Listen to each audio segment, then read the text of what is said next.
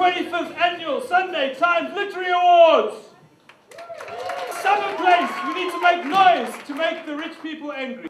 The Sunday Times is very proud and pleased to welcome Exclusive Books as headline sponsor of the event in 2014. Let's give them a massive round of applause. Exclusive Books.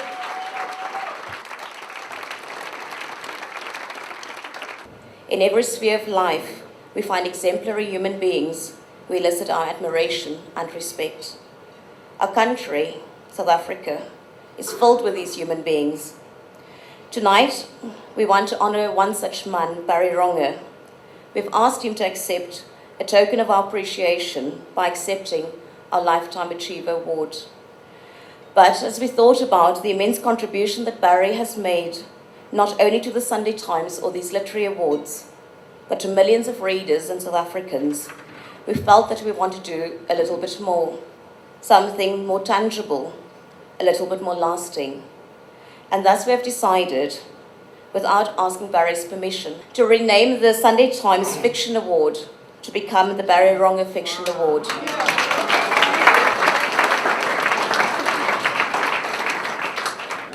So Barry Ronge, with all his wit and flair and elegance and humanity, deserves this. And I do so hope that you will accept our offer of gratitude and appreciation, Barry.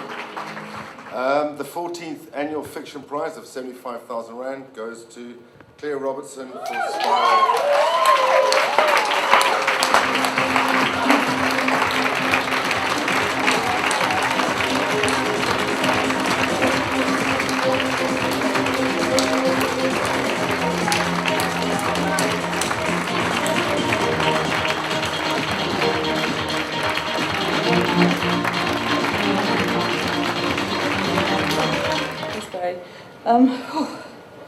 I'm coming off 5 weeks of magical thinking since they announced the shortlist, so you'll get no sense out of me.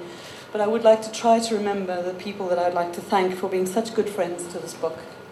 Jenny Hobbs, Michelle Magwood, Steve Connolly, the head of the Random House of Penguins, who, not just because he's the grand poobah of publishing, is the only person who saw the Dylan Thomas homage in the book.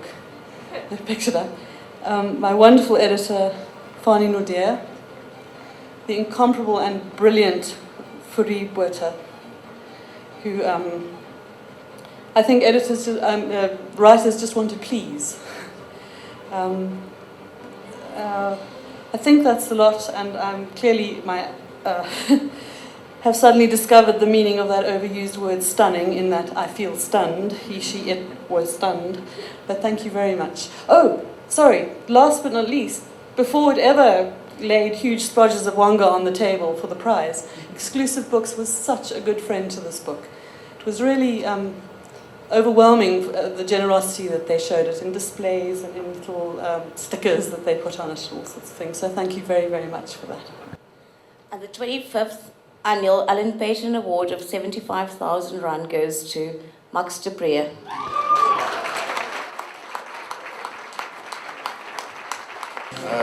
I have to be very honest. First, let me say thank you very much to Sunday Times, to the judges, and Exclusive Books. This is special. And I can use the money to do my research for my next book, which is due out at the end of the year. So thank you very much for that. I'm very cynical about these literary prizes. I have very rarely agreed with the decisions made. And I certainly disagree with tonight's decision.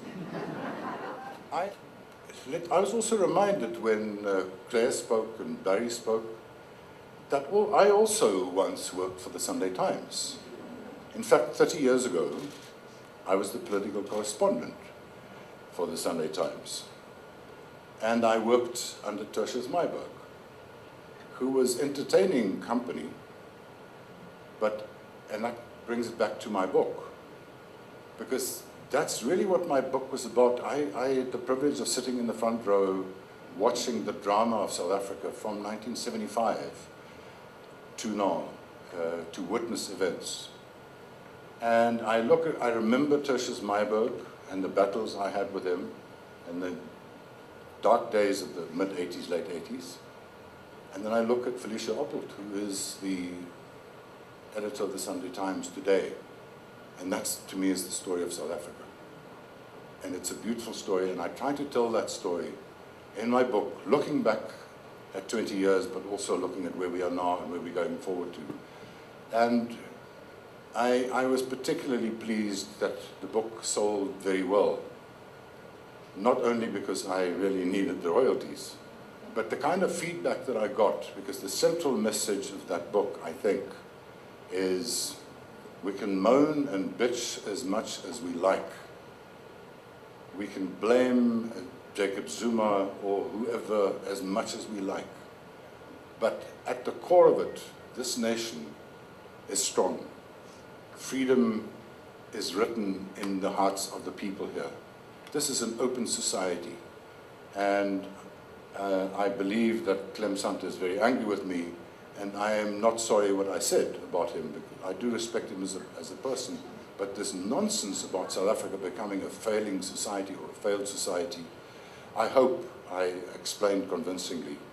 And I think I have, listening to the reaction of people, that we are bigger as a nation than the government of the day, than the politicians.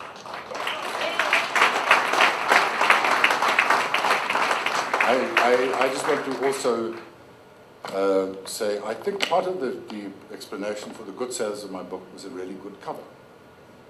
And the cover of my book was designed by my wife. So thank you to Angela Tuck, my wife, who designed this and some of the other book covers, and also for her patience and for her advice. She is always my first editor when I give a copy to her. Thank you very much. It's a very pleasant evening. Enjoy the rest of the night.